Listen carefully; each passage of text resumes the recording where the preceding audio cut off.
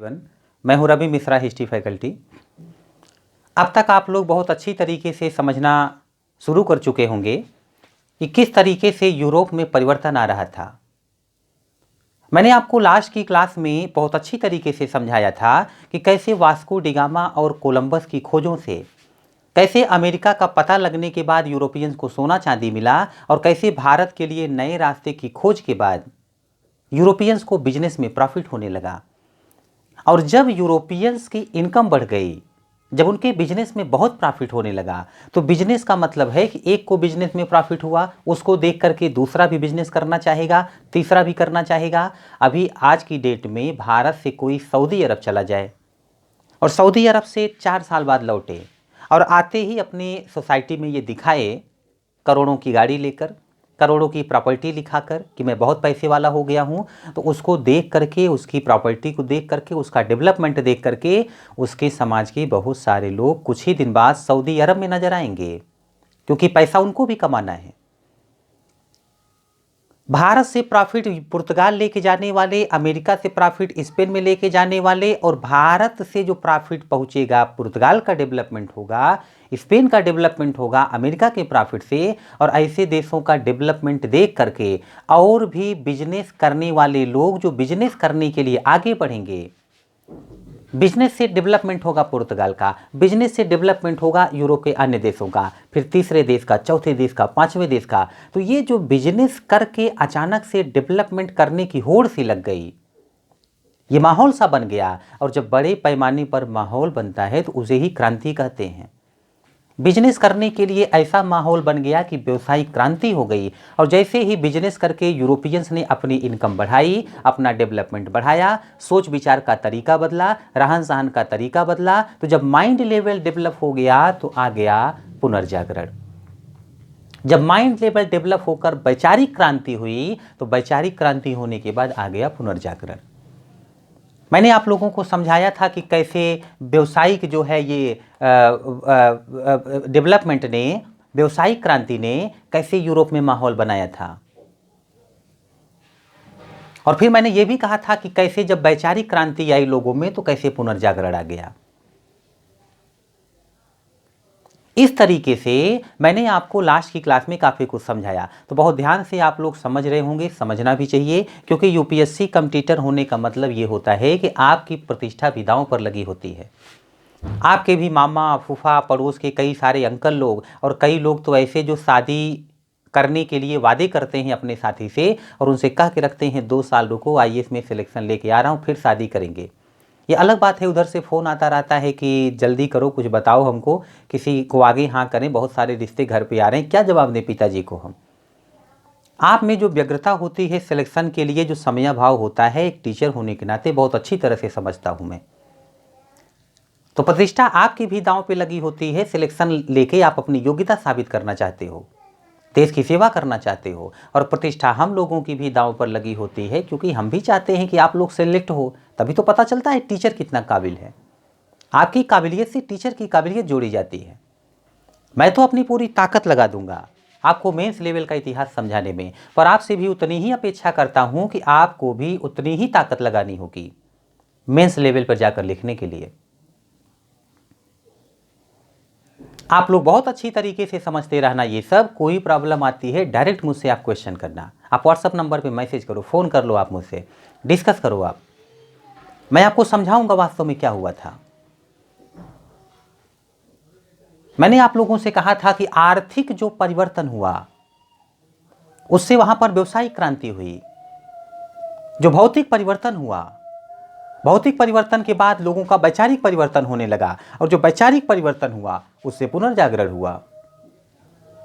वैचारिक क्रांति ने पुनर्जागरण के लिए माहौल तैयार किया और आर्थिक क्रांति ने व्यवसायिक क्रांति के लिए माहौल तैयार कर दिया। इस तरीके की बात मैंने समझाई थी, और दोनों का ही मिला जुला रूप है व्यवसायिक क्रांति और पुनर्जागरण। आर्थिक परिवर्तन और मानसिक यानी वैचारिक परिवर्तन से ही निकला है धर्म सुधार आंदोलन। कल तक जिस धर्म ने यूरोप पर अपनी पकड़ बना के रखी थी, बिना मैप के मैं आप लोगों को अच्छे से समझा नहीं पाता, क्योंकि मैं विश्व इतिहास पढ़ा रहा हूं तो आपके सामने एक खाका सा ही सही पर विश्व तो होना चाहिए। आप भी देखो ना कहाँ पर क्या परिवर्तन आ रहा है। कल तक धर्म का इतना कंट्रोल था यूरोप पर कि उस धर्म के कंट्रोल ने लोगों को सोचना, समझना, वैचारिक रूप से आगे जाना, अपने लिए सोचना, ये सब बंद करवा रखा था। लोग मानसिक स्तर पर पिछड़ने लगे थे। बस सब कुछ पादरी हैं, सब कुछ पोप हैं, जो है वही हैं, जो बताएंगे वही बताएंगे। तो इंसान ने अपनी शक्ति जो है उसका यूज करना ही बंद कर दिया यूरोप में, और यूरोपियंस पिछड़ने लग गए। पर आज की डेट में रिजल्ट ये रहा कि जैसे ही व्यवसायिक क्रांति आई, लोगों में वैचारिक परिवर्तन आया, पुनर्जागरण आया, वैसे ही लोगों ने दिमाग लगाना शुरू किया और उनको पता चला कि हमारे पिछड़ेपन का कारण है धर्म। पूरा पूरा धर्म नहीं, धर्म की कुछ कमियां। एक समय रोमन साम्राज्य इतना डेवलप हुआ करता था, बहुत डेवलप था, और तब धर्म का उस तरीके से कंट्रोल नहीं था जितना बुरी तरीके से कंट्रोल अब था। और आज धर्म ने ऐसा कंट्रोल बना रखा है, इतनी कुरीतियां आ गई हैं धार्मिक, हमारा डेवलपमेंट ही रुक गया। बहुत सारी ऐसी कमियां आ गई थी धर्म में जिससे यूरोप का विकास प्रभावित हो रहा था। यही मैं आपको बताने चल रहा हूं। भले इनके यहाँ व्यवसायिक क्रांति आ गई, पुनर्जागरण आ गया, लेकिन जब तक अब धर्म सुधार इनके यहाँ नहीं होगा तब तक ये आगे नहीं बढ़ सकते। और उसका कारण मैं बता रहा हूं क्यों नहीं बढ़ सकते। आप देख रहे हैं ये लोग व्यवसायिक क्रांति करना चाहते हैं, बिजनेस में रिवॉल्यूशन। लेकिन आप मुझे ये बताइए कि जो धर्म था इनका, इस समय का जो धर्म था वो ये मानता था कि महाजनी और मुनाफाखोरी ये पाप होता है। महाजनी का मतलब ये हो गया कि जैसे पहले के लोग, बहुत सारे साहूकार लोग, सेठ लोग, लोगों को पैसा देते थे उधार पर, ब्याज पर, कि जाओ अपना बिजनेस वगैरह करना चाहते हो या कोई काम रुका है तो करो आप। मुनाफाखोरी का मतलब आप जानते हैं, बिजनेस तो मुनाफाखोरी पर ही टिका होता है। मुनाफा ही तो कमाना चाहता है कोई भी बिजनेसमैन, जो बड़े स्तर का बिजनेसमैन होगा। कई लोग मीडिएटर का काम करते हैं, एक लोग से दूसरे लोग का बिजनेस करवाएंगे, बीच में जैसे दलाली हम लोग कह देते हैं, अपना प्रॉफिट निकालते हैं, बिचौलिए। जब ईसाई धर्म कह रहा है कि मुनाफाखोरी और ये जो है क्या बोलते हैं, प्रॉफिट कमाना यानी कि महाजनी करना या मुनाफाखोरी करना पाप का काम है, तो बताइए फिर बिजनेस कहाँ से बढ़ेगा। बिना ब्याज पे पैसा लिए तो कोई बिजनेसमैन, भले ही टाटा आज टाटा है, अंबानी आज अंबानी है, पर हकीकत ये है कि ज़रूरत पड़ने पर ये लोग भी लोन लेते हैं बड़ी बड़ी बैंकों से। बिना लोनिंग के, बिना बैंक से ब्याज से पैसा लिए, लोगों से पैसा लिए बिना कहाँ से बिजनेस होगा। और जब इनके यहाँ इनका धर्म रोक लगा रहा है महाजनी प्रथा पर, मुनाफाखोरी पर, तो कहाँ से इनका बिजनेस में डेवलपमेंट हो जाएगा। मतलब डेवलपमेंट इनका जो हो उसमें रोड़े लगा रहा है धर्म। और यही वजह है इस समय पर, धर्म सुधार आंदोलन के समय पर, यानी 16वीं सदी में, 16वीं सदी की बात मैं कर रहा हूं, जब व्यवसायिक क्रांति और पुनर्जागरण आ रहा था, उसी समय की बात कर रहा हूं। ये जो धर्म सुधार आंदोलन शुरू हुआ, इस समय यूरोप में माहौल कुछ ऐसा बन गया कि ईसाई धर्म की दो शाखाएं निकलकर सामने आईं। एक का नाम है प्रोटेस्टेंट और दूसरे का नाम है प्रतिसुधार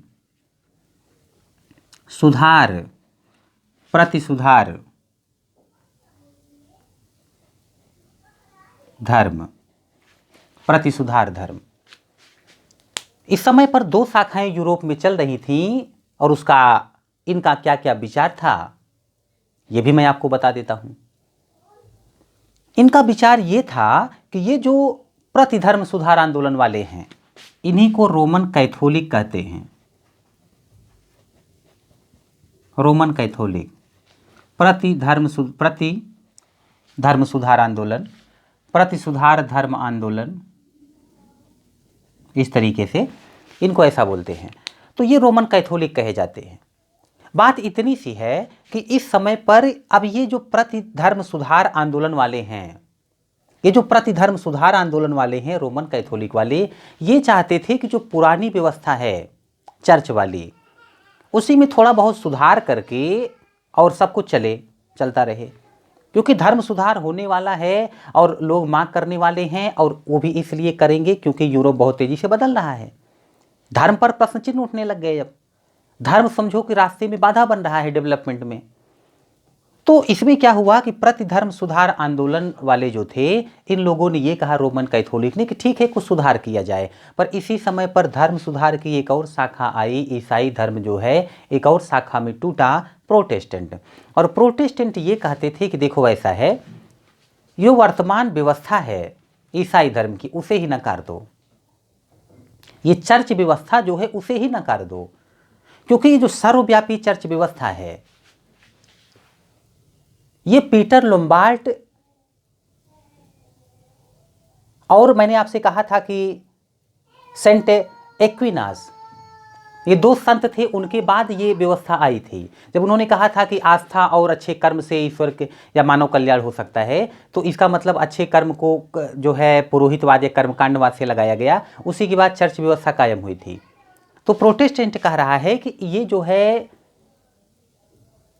जो दो संत बाद वाले हुए हैं, पीटर लोम्बार्ड और सेंट एक्विनास, इनसे पीछे ले जाओ ईसाई धर्म को, चर्च व्यवस्था पर ही ये जो है प्रहार करो, ये सर्वव्यापी चर्च व्यवस्था ये खत्म करो, पुराने समय में ले जाओ जब सेंट पाल और सेंट ऑगस्टाइन ने कहा था कि आस्था ही मानव जीवन का कल्याण करा सकता है। आडंबर मुक्त जो धर्म शुरू किया था ईसा मसीह ने, वहां पे ले जाओ पुराने समय में। अब ये वर्तमान समय में जो धार्मिक व्यवस्था थी प्रोटेस्टेंट उसे ही नकार दे रहे हैं, और प्रति धर्म सुधार आंदोलन वाले कह रहे हैं कि भाई ऐसा करो कि थोड़ा बहुत परिवर्तन करके जारी रखो। अब इस समय पर ये दिक्कत सामने आने लग गई, और जैसा कि मैंने कहा, अब एक रोमन कैथोलिक जो है, ये लोग कहते थे कि पुराने धर्म में कुछ सुधार करो, लेकिन मुनाफा को खोरी और जो महाजनी व्यवस्था थी उसका विरोध नहीं कर रहे। और प्रोटेस्टेंट ने पूरी तरीके से विरोध कर दिया कि भाई ये जो है मुनाफाखोरी भी सही है, महाजनी प्रथा भी सही है, सब कुछ सही है। अब आप बताओ, ऐसे में क्या हुआ कि जो वहाँ का व्यवसायी वर्ग था, बिजनेस करने वाला, वो प्रोटेस्टेंट का सपोर्ट कर बैठा। एक ईसाई धर्म जो यूरोप में चलता था, आज ईसाई धर्म यूरोप में दो भागों में बट गया। अब एक का नाम है रोमन कैथोलिक, दूसरे का नाम है प्रोटेस्टेंट। इसका मतलब जानते हैं मैं क्या कह रहा हूं? मैं ये कहने का प्रयास कर रहा हूं कि भले ही यूरोप में धर्म सुधार आंदोलन के लिए धर्म एक प्रमुख कारण था, धर्म में कमियां आ गई थी, भ्रष्टाचार घर कर चुका था, लेकिन हकीकत ये है कि इस समय पर जो धर्म सुधार होगा उसके पीछे आर्थिक कारण भी है, उसके पीछे राजनीतिक कारण भी है। यही पॉइंट मैं आपको निकाल के बताने का प्रयास कर रहा हूं। धार्मिक कारण ठीक है था, लेकिन आर्थिक कारण भी, जैसा अभी मैंने आपको बताया, जैसे आर्थिक कारण बता रहा हूं।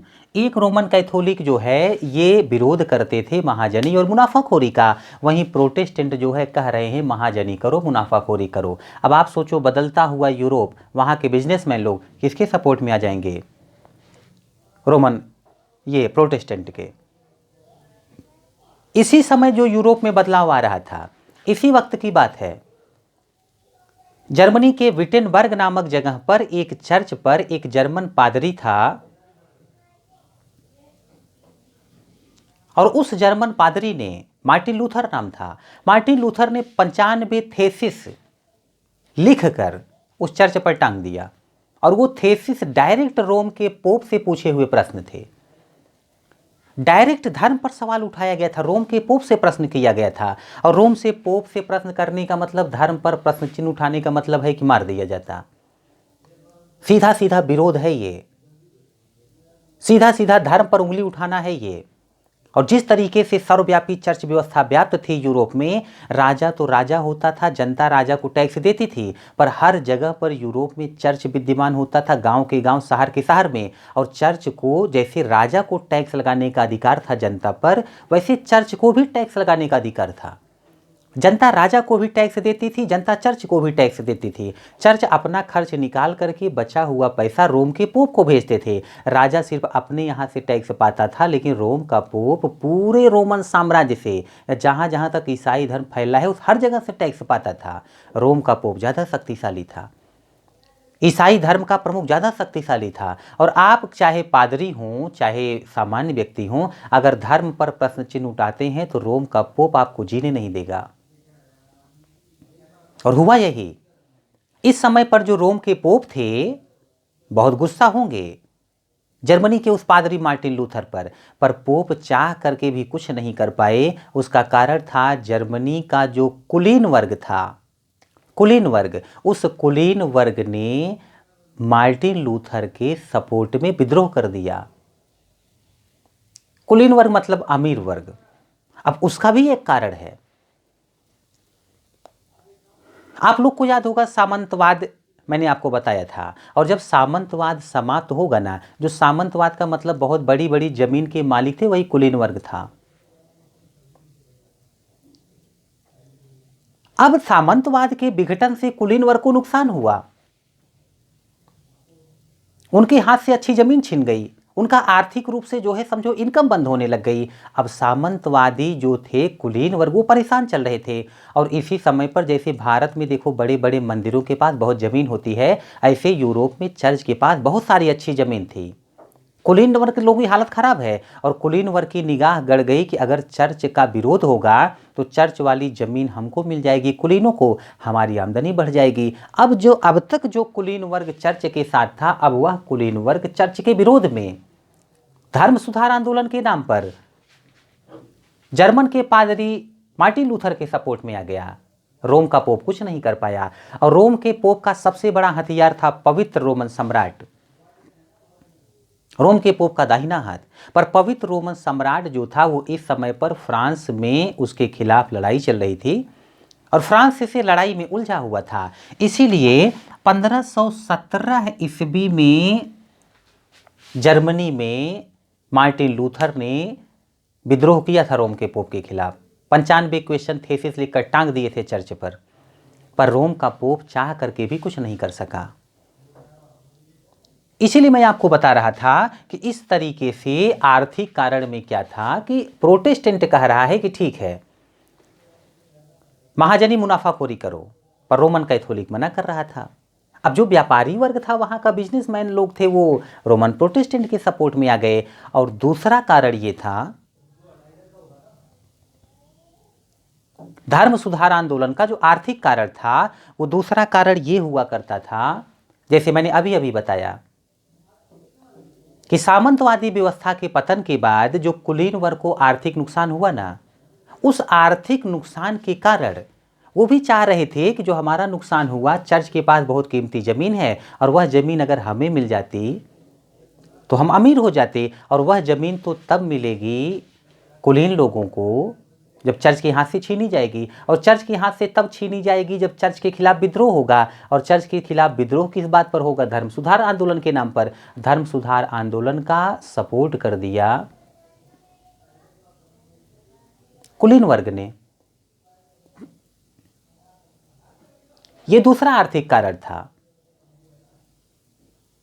यह विद्रोह करने का दूसरा आर्थिक कारण था। अच्छा, तीसरा कारण समझो। तीसरा आर्थिक कारण जो है, इसी समय की बात है, इसी समय की बात है। अभी मैंने आपको थोड़ा सा संकेत दिया था एक बात पर, उसे और डिटेल से समझ जाओ। सर्वव्यापी चर्च व्यवस्था में क्या होता था कि यूरोप के हर क्षेत्र में चर्च विद्यमान था। चर्च लोगों से टैक्स लेता था, उस टैक्स से अपना खर्च पूरा करने के बाद जो पैसा बचता था वो भेज दिया जाता था रोम के पोप को। और यह ऐसा अवसर है जब राष्ट्रीय चेतना का विकास हो रहा था, जब जनता भी सोच रही थी कि हमारा प्रॉफिट हो, हम सेफ्टी के साथ बिजनेस कर सकें। और आप तो जानते हैं सेफ्टी के साथ बिजनेस वही कर सकता है जिसके देश में जो शासक है वो सेफ्टी रखवाए, कानून हो। जितना देश का शासक शक्तिशाली होगा, जितनी अच्छी कानून व्यवस्था होगी, उतनी ही शांति रहेगी, चोर और डाकुओं पर कंट्रोल रहता है। अब देख लो, भारत का शासन या भारत में शासन सशक्त है, अच्छी कानून व्यवस्था है, तो यहाँ का क्राइम और पाकिस्तान वगैरह में देखो जीना मुश्किल है। वहाँ का क्राइम देख लो आप। तो ऐसे में राष्ट्रीय चेतना डेवलप हो रही थी, हमारी इनकम बढ़े, हमारे राजा की इनकम बढ़े, हमारा क्षेत्र डेवलप हो, हमारा देश शक्तिशाली हो। कारण ये है कि अब देश एक दूसरे को देख करके कंपटीशन में आ रहे थे। पुर्तगाल का डेवलपमेंट देख करके स्पेन डेवलप करेगा, स्पेन का डेवलपमेंट देख करके फ्रांस डेवलप करेगा। तो राष्ट्रीय चेतना डेवलप हो रही थी। देश का देश के लोगों से कंपटीशन शुरू होगा। हर व्यक्ति चाहेगा हमारा देश अपना डेवलप हो, हम लोग डेवलप हों। और अपने डेवलपमेंट का क्या मतलब है, पता चला आप खुद को डेवलप करो और देश के लोग डेवलप हो जाएं, तब तक पड़ोसी देश आकर के आपके देश को लूट ले। तो भाई अपना डेवलपमेंट करके तब सेफ रह सकते हो जब आपका देश डेवलप भी हो और स्ट्रांग भी हो। और यह तब होगा जब अपने देश के प्रति आप सोचोगे, जनता सोचेगी, राष्ट्रीय चेतना होगी। इसी वक्त पर यूरोप में राष्ट्रीय चेतना का विकास हो रहा था। और जब राष्ट्रीय चेतना है तो देश की जनता भला क्यों चाहेगी। पहले तो धर्म के प्रति समर्पित थे लोग, कोई दिक्कत नहीं थी, जाए पैसा रोम के पोप को।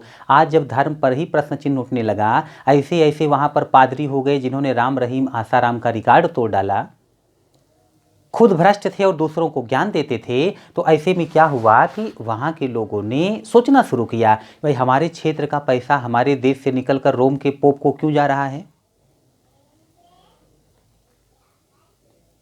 ये तो वही बात हो गई कि जैसे भारत में ही जो ईसाई रहते हैं वो भारत सरकार को टैक्स दें। पता लगा भारत सरकार को टैक्स कम देते हैं और बहुत सारा पैसा यहाँ से निकाल करके भेजते हैं, रहते भारत में हैं, नागरिक भारत के हैं, तो फिर वो पैसा भला रोम के पोप को क्यों दें। पाकिस्तान में रह रहा है ईसाई रोम के पोप को क्यों पैसा दे, पाकिस्तानी सरकार को क्यों ना दे। किसी देश से पैसा रोम के पोप को भेजने की क्या जरूरत है। ऐसे में क्षेत्र के लोग थोड़ा सा इस भावना वाले हो गए कि भाई ये गलत बात है। ये भी एक आर्थिक कारण है। धर्म सुधार आंदोलन में जिसने धर्म में सुधार करने के लिए प्रेरित किया। और यदि मैं कहूं कि आर्थिक कारण के साथ साथ धर्म सुधार आंदोलन में राजनीतिक कारण भी जिम्मेदार था, तो फिर मैं यही बात क्लियर कर दूं क्यों था जिम्मेदार। क्योंकि जिम्मेदार तो था, और जिम्मेदार ऐसा था। अच्छा देखो, जब मैं पढ़ाता हूं तो मैं थोड़ा इमोशनल हो जाता हूं। मैं चाहता हूं कि आप बहुत अच्छी तरीके से समझो, मैं पूरी ताकत लगा देता हूं, पर डर भी रहता है अंदर से कि आप लोग बोरियत तो नहीं फील कर रहे। ऑफलाइन क्लास में तो हम लोग थोड़ा सा इस अंदाज में पढ़ाते हैं कि बच्चा हंसते हंसते सब कुछ समझ जाए, पर ऑनलाइन में मैं आपको इस तरीके से बहुत हंसा तो नहीं सकता। बहुत लंबी क्लास भी नहीं ले रहा हूँ। ऑफलाइन में 3-3 घंटे की क्लास होती है यूपीएससी मेंस लेवल पर, यहाँ तो मैं 1 घंटे सवा घंटे में क्लास खत्म कर रहा हूँ। तो कम से कम आधे घंटे 40 मिनट का मेरा लेक्चर तो आप ध्यान से सुन ही सकते हो, क्योंकि यूपीएससी के कॉम्पिटिटर ही बड़े धैर्यशाली होते हैं, ये मैं भी जानता हूँ। तो आप लोग ध्यान से सुनना, बाकी टेंशन मत लीजिए, सिलेक्शन आपका होगा। आपके पड़ोसियों को भी जवाब मिलेगा, आप जिनको वादा करके आए हैं उनसे आपका वादा भी पूरा होगा, शादी उन्हीं से होगी, बिल्कुल टेंशन मत लीजिए। हमारा आपका साथ है तो आप लोग मेहनत करेंगे, मैं करवाऊंगा, और जाहिर सी बात है कि वो उद्देश्य तक पहुँचेंगे हम लोग। हाँ, जब तक नहीं पहुँचेंगे तब तक जय जयकार नहीं हो सकती। कुछ किए बिना ही जय जयकार नहीं होती। कोशिश करने वालों की हार नहीं होती। बस कोशिश होनी चाहिए 100%, उसमें कमी ना रह जाए बस। मुझे आज भी याद है कि अर्जुन ने एक बार एक ब्राह्मण को वचन दे दिया था, उसका बच्चा जो है मर के गायब हो जाया करता था या मर जाया करता था, तो बच्चा जी नहीं पाता था। तो भगवान कृष्ण की प्रजा था वो इंसान, वो ब्राह्मण। भगवान किसको उल्टा सीधा बोल रहा था कि जिस राजा के राज्य में जनता मरे, मतलब राजा कहीं न कहीं से कुछ गलत कर रहा है। तो अर्जुन गुस्सा हो गए, बोले आपके बच्चे लाऊंगा मैं। अर्जुन गए यमलोक तक बच्चे लाने, पर यमलोक में कुछ बिगाड़ नहीं पाए। यमलोक से बच्चे ला नहीं पा रहे थे। तो अर्जुन ने सौगंध खाई थी कि बच्चे नहीं लाऊंगा तो जान दे दूंगा अपनी मैं।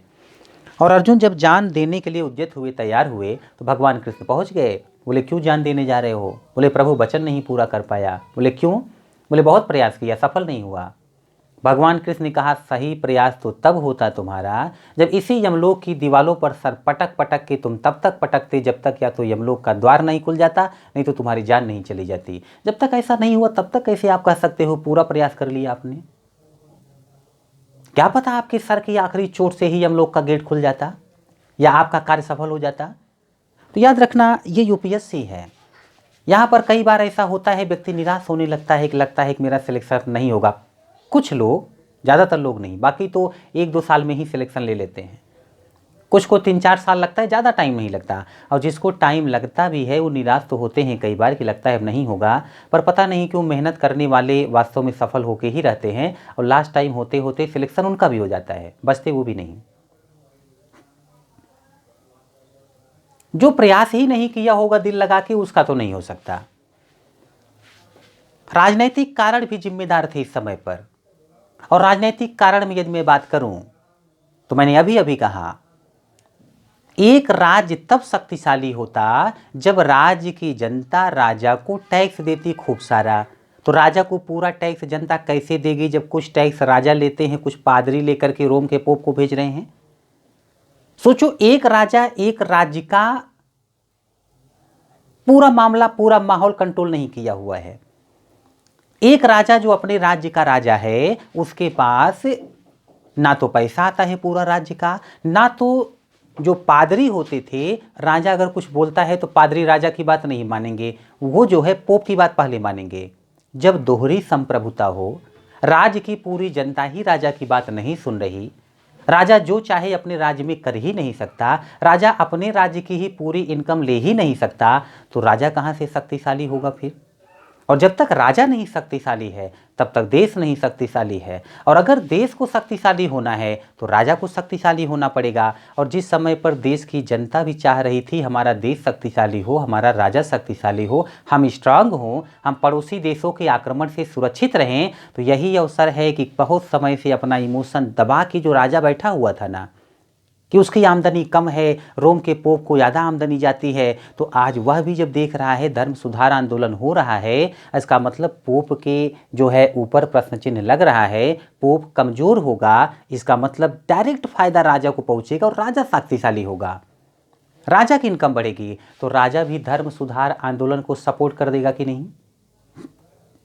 अब जब राजा भी धर्म सुधार आंदोलन के सपोर्ट में आ गया, जब कुलीन वर्ग भी धर्म सुधार आंदोलन के सपोर्ट में आ गया, जब बिजनेसमैन भी धर्म सुधार आंदोलन के सपोर्ट में आ गया, तो यूरोप में व्यवसायिक क्रांति और पुनर्जागरण से होने वाला धर्म सुधार आंदोलन सफल होगा कि नहीं सफल होगा।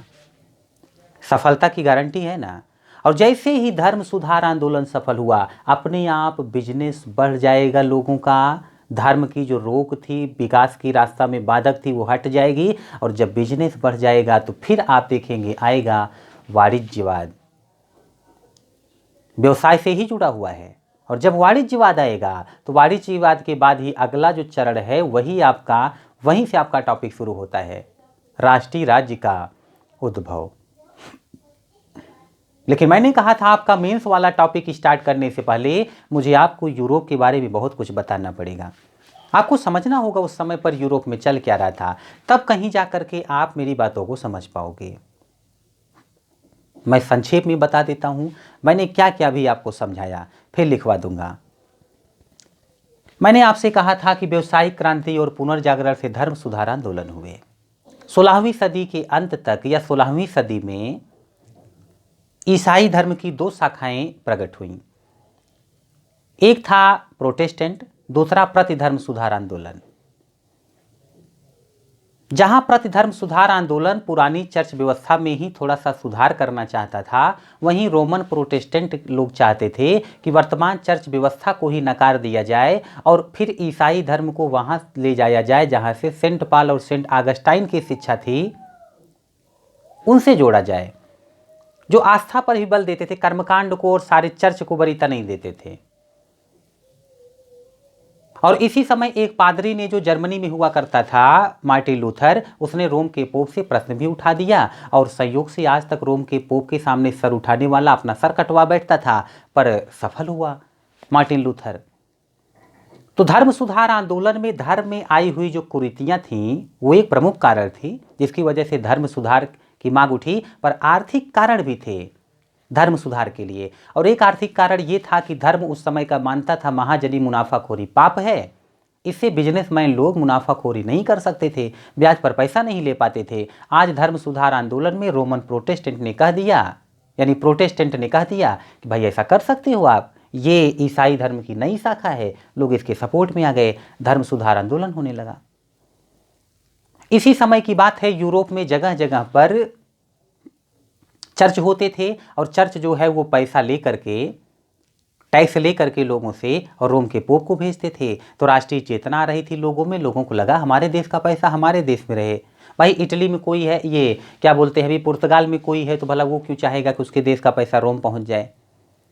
फ्रांस में कोई है तो क्यों चाहेगा उसके देश का पैसा रोम में पहुंच जाए। इस तरीके से एक आर्थिक कारण यह भी था। मैं यदि कहूं एक आर्थिक कारण और जो था, मैंने आपको यह भी क्लियर किया हुआ है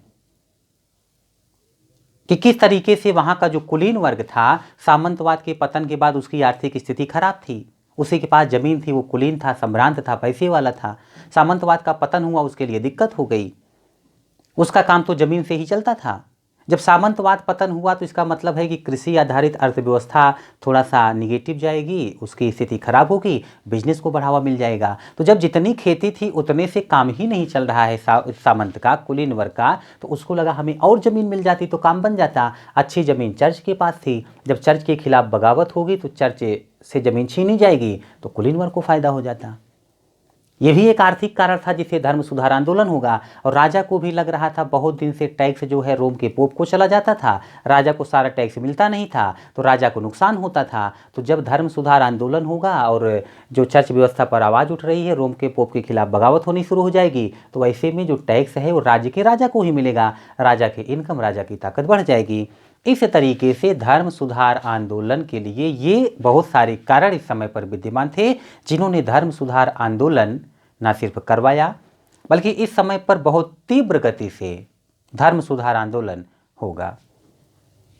और इतना समझाने के बाद फिर मैं धर्म सुधार आंदोलन के आगे बढ़ूंगा, वाणिज्यवाद पढ़ाऊंगा, और वाणिज्यवाद पढ़ाने के तुरंत बाद आप लोग समझ जाएंगे राष्ट्रीय राज्य का उद्भव कैसे हुआ। फिर आप समझेंगे कैसे अमेरिका में क्रांति हुई, कैसे अमेरिका की क्रांति की लपटें फ्रांस की क्रांति तक पहुंचेंगे। मैं आपको बहुत बेहतरीन तरीके से समझाऊंगा। कोई समस्या आती है आप मुझसे क्वेश्चन कर लेंगे।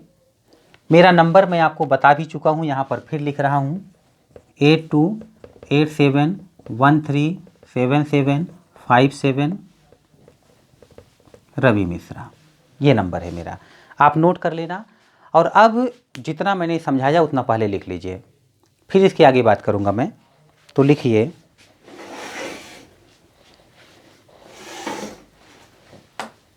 नेक्स्ट लाइन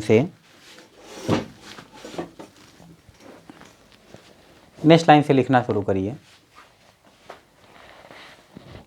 कल आप लोगों ने जहां तक लिखा था उसी से आगे लिखना है। हेडिंग डाल दीजिए धर्म सुधार आंदोलन। धर्म सुधार आंदोलन।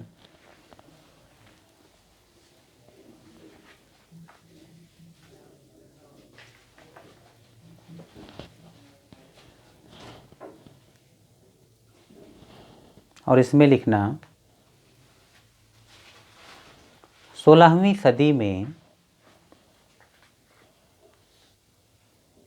16वीं सदी में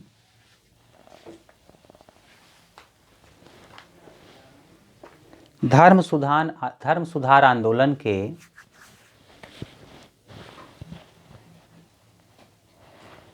दो भिन्न रूप प्रकट हुए।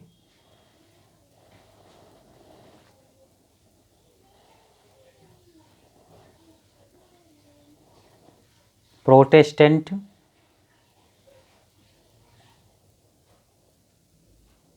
आंदोलन तथा प्रतिधर्म सुधार आंदोलन।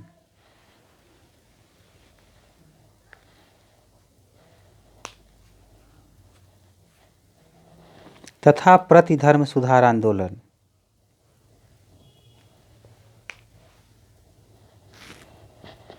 लिखना दोनों के उद्देश्य अलग थे।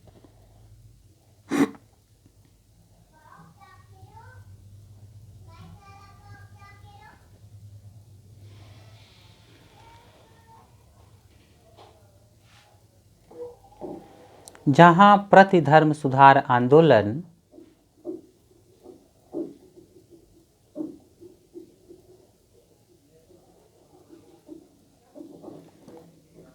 का उद्देश्य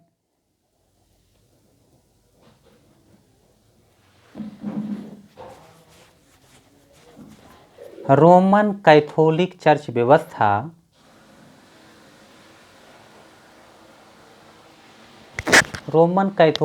व्यवस्था में सुधार लाकर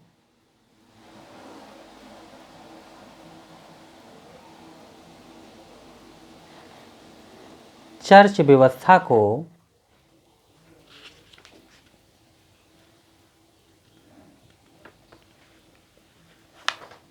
मजबूत बनाना चाहती थी, चर्च व्यवस्था को मजबूत बनाना चाहती थी,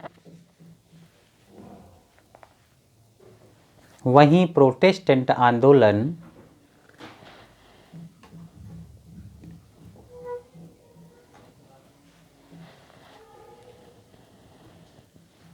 चर्च व्यवस्था को ही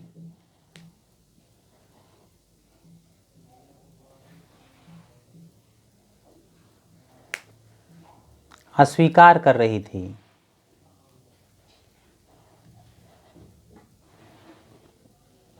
यह चर्च व्यवस्था को ही अस्वीकार कर दिया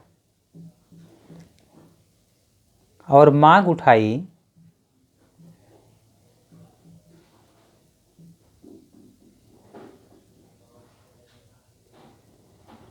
कि ईसाई धर्म को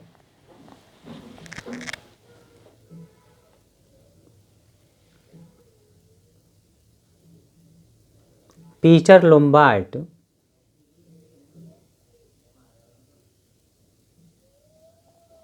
और टॉमस एक्विनास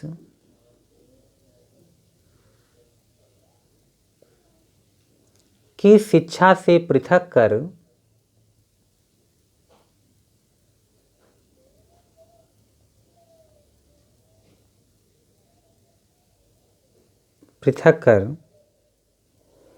पीछे सेंट पॉल और सेंट ऑगस्टाइन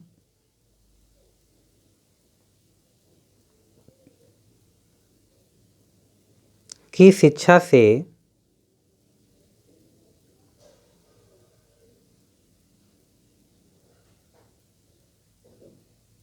जोड़ा जाना चाहिए।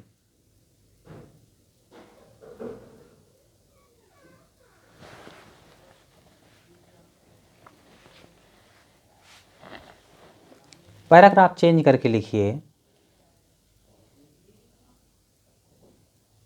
एक जर्मन पादरी मार्टिन लूथर ने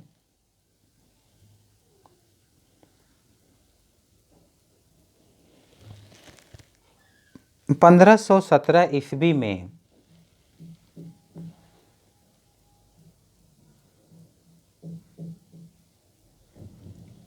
जर्मनी के विटेनबर्ग के चर्च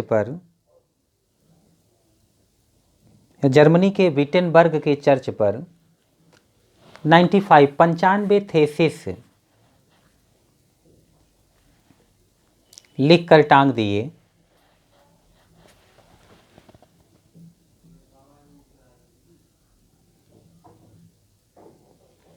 ये रोम के पोप से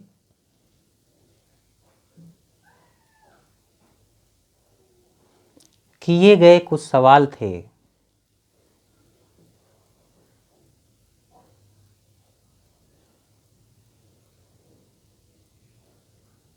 जिसका सीधा अर्थ था विद्रोह।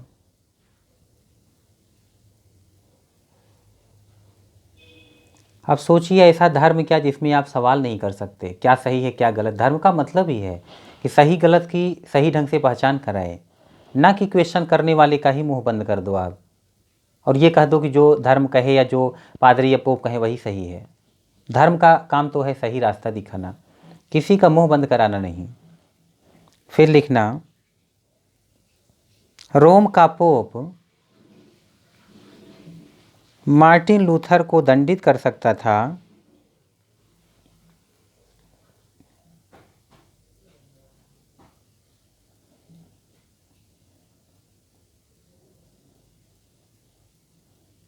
किंतु मार्टिन लूथर के पक्ष में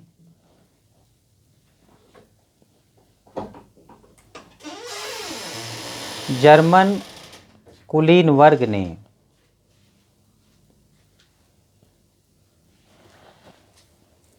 आंदोलन कर दिया था।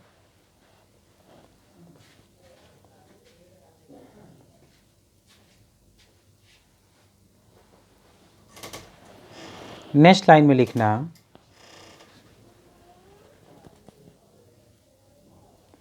इस समय पर पवित्र रोमन सम्राट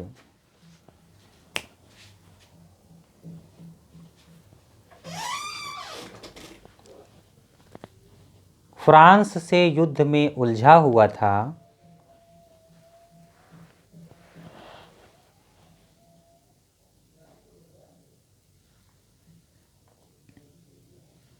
इस प्रकार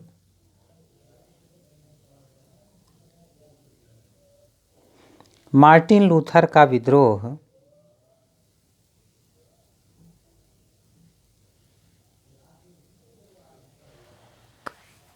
सफल रहा।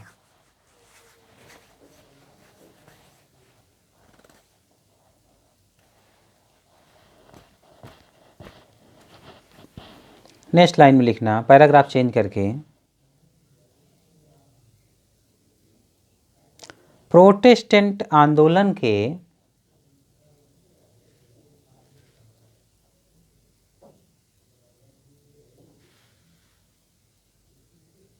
कई कारण थे।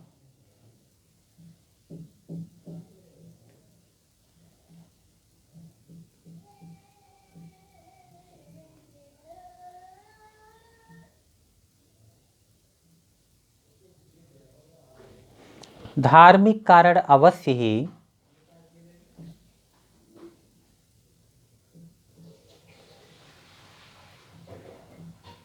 एक उत्तरदायी कारण था।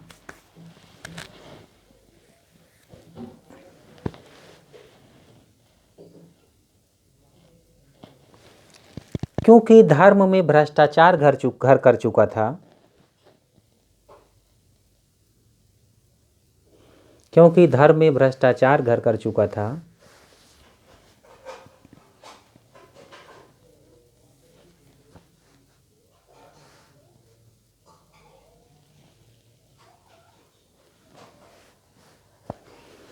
किंतु अगर एक तरह से देखा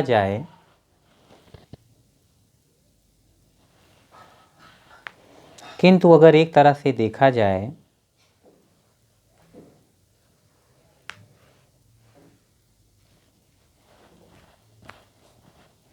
तो वह आर्थिक और राजनैतिक कारण था। जिसने धर्म सुधार को अवश्यंभावी बनाया।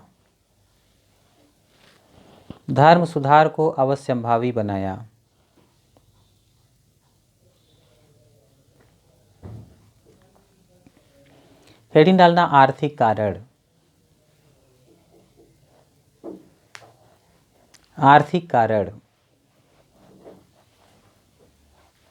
और उसमें लिखना,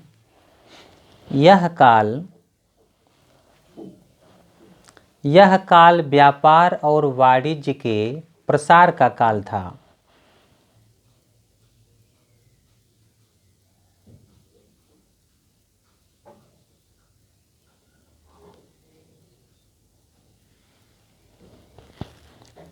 तथा महाजनी एवं मुनाफाखोरी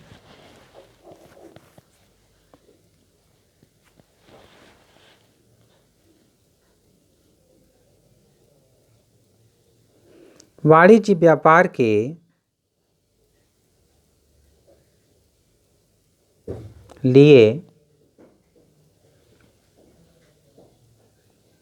एक आवश्यक तत्व था।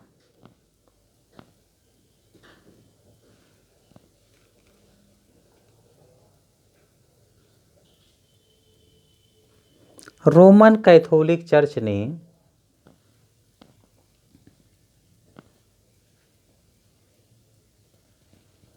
महाजनी और मुनाफाखोरी की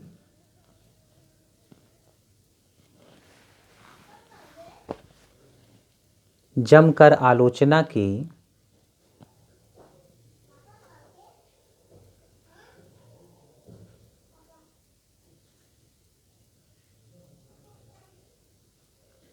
किंतु प्रोटेस्टेंटों ने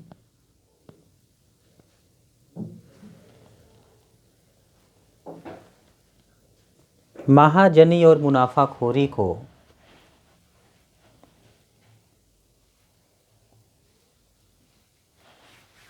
जायज करार दिया।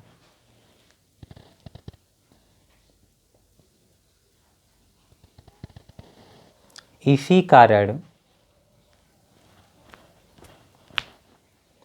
कारण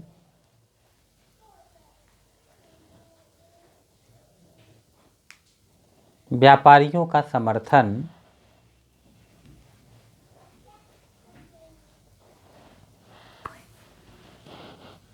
प्रोटेस्टेंट को मिल गया।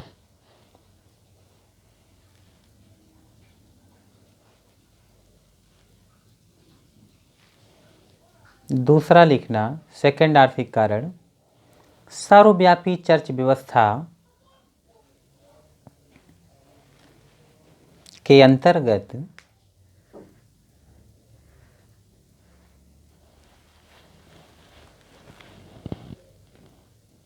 यूरोप के विभिन्न क्षेत्रों में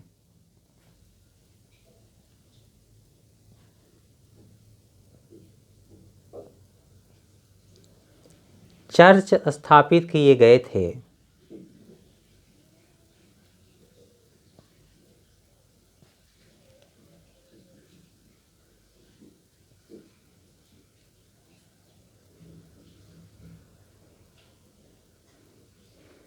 क्षेत्रीय चर्चों का मुख्यालय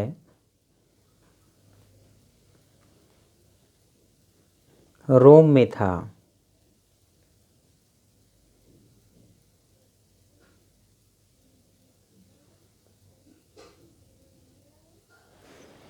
ये क्षेत्रीय चर्च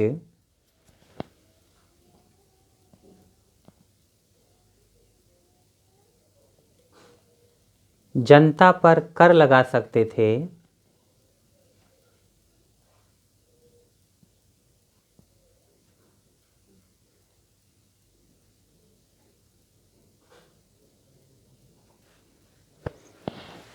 कर से प्राप्त होने वाली रकम से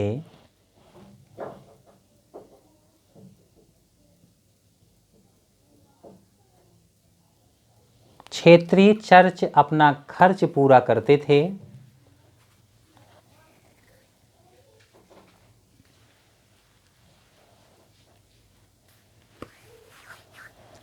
और बची हुई रकम को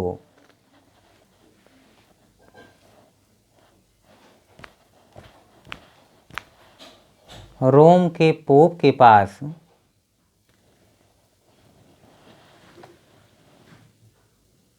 भेज दिया करते थे।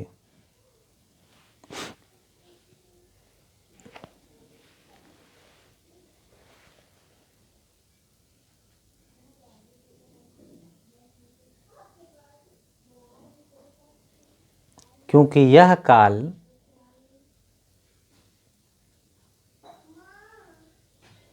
यूरोप में राष्ट्रीय चेतना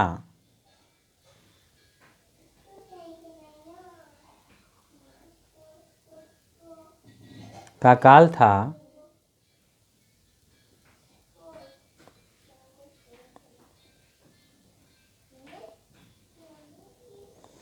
इसीलिए यूरोप के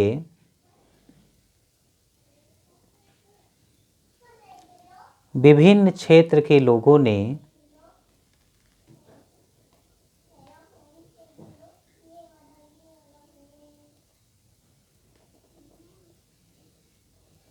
इस बात पर आपत्ति उठाई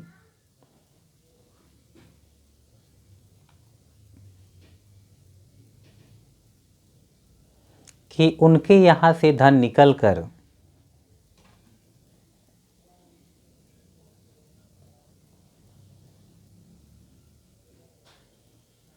रोम की तरफ जा रहा है।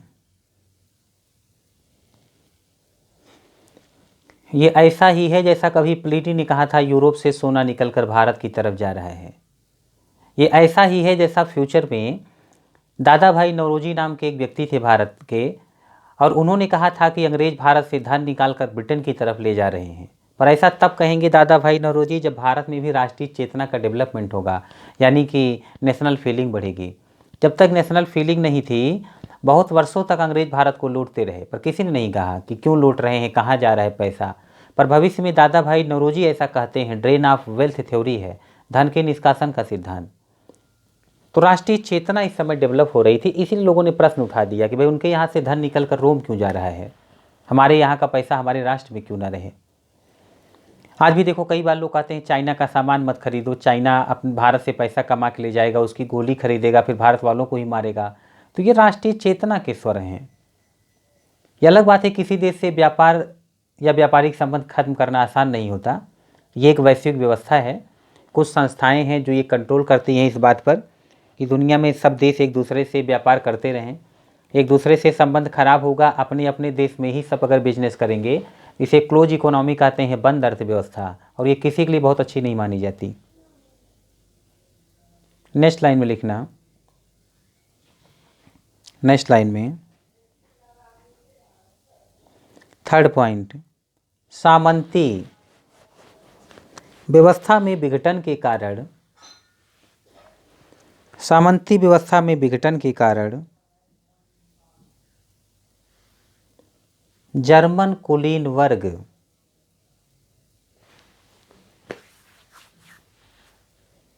की स्थिति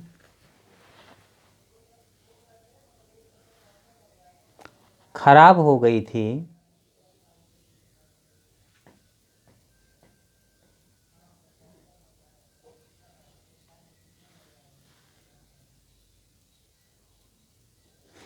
जबकि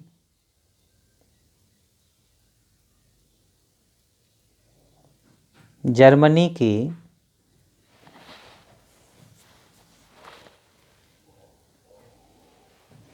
बेहतर प्रकार की जमीन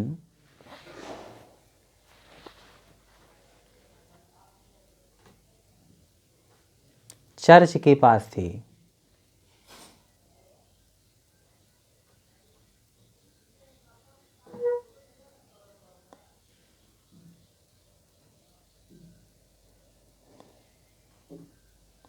इसीलिए जर्मन कुलीन वर्ग, जर्मन कुलीन वर्ग इस बात की प्रतीक्षा कर रहा था, इस बात की प्रतीक्षा कर रहा था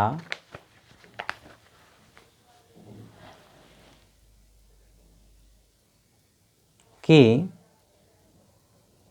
कब प्रोटेस्टेंट जैसे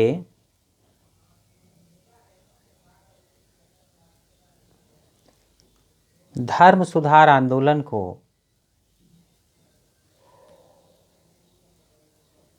बल मिले,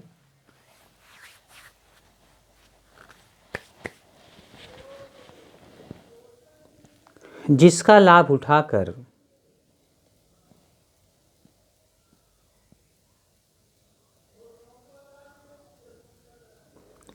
वे चर्च की जमीन पर कब्जा कर लें।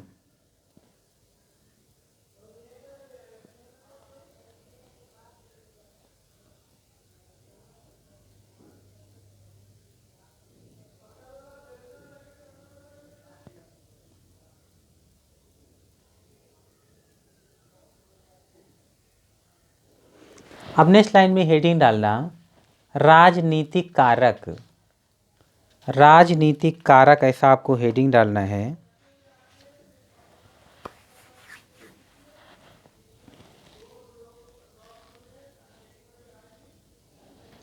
और इसमें लिखना, यह वह काल था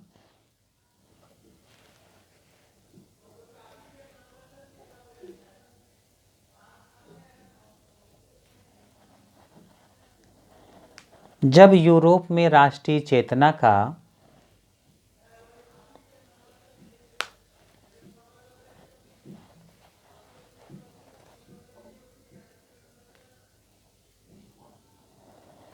जब यूरोप में राष्ट्रीय चेतना का विकास हो रहा था,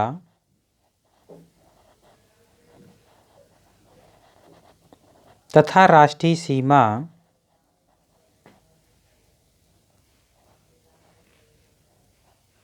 स्पष्ट हो रही थी,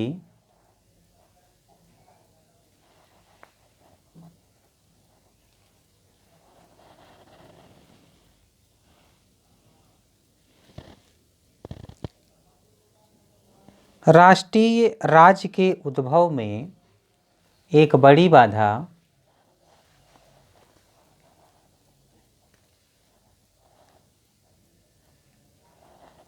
सर्वव्यापी चर्च व्यवस्था थी,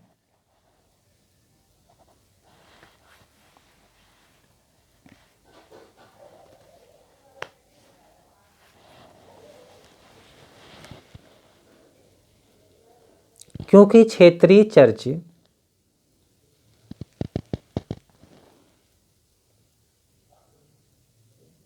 अपने को राज्य के अधीन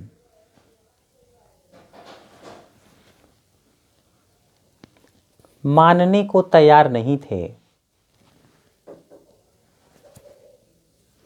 अपने को राज्य के अधीन मानने को तैयार नहीं थे। वे खुद को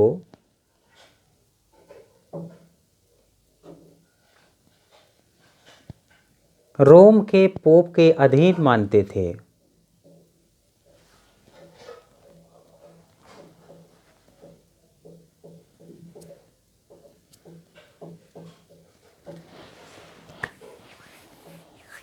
अब जब तक राजा का ही राज्य पर कंट्रोल नहीं है, दोहरी संप्रभुता है, तब तक आप समझ सकते हैं कि राज्य कैसे शक्तिशाली होगा।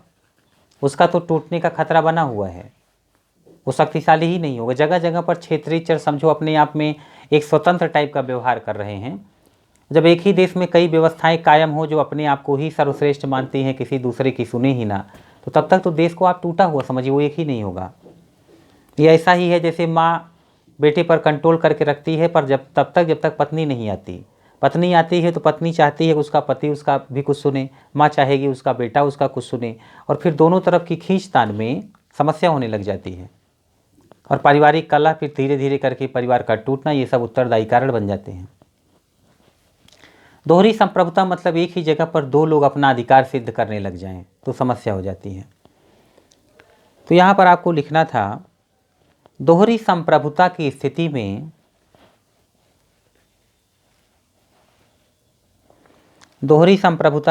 में राज्य का संचालन संभव नहीं था,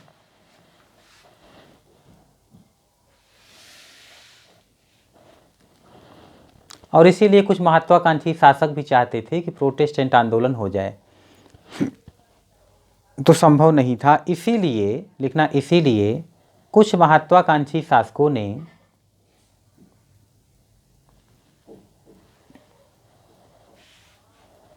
प्रोटेस्टेंट आंदोलन को बढ़ावा दिया।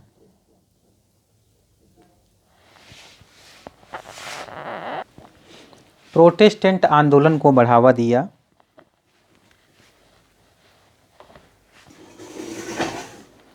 कुछ महत्वाकांक्षी शासकों ने प्रोटेस्टेंट आंदोलन को बढ़ावा दिया।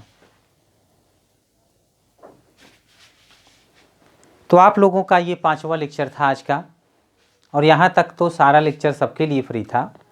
इसके बाद आगे का लेक्चर वही देख पाएंगे जो पेड बैच में होंगे या जो रजिस्ट्रेशन करा चुके होंगे बैच में। कोई भी जानकारी चाहिए होगी तो ये नंबर है मेरा, आप इस पर मुझे मैसेज कर देंगे व्हाट्सएप पर, या आप फ़ोन कर लेंगे ज़्यादा जानकारी चाहिए होगी तो आज की क्लास में इतना ही।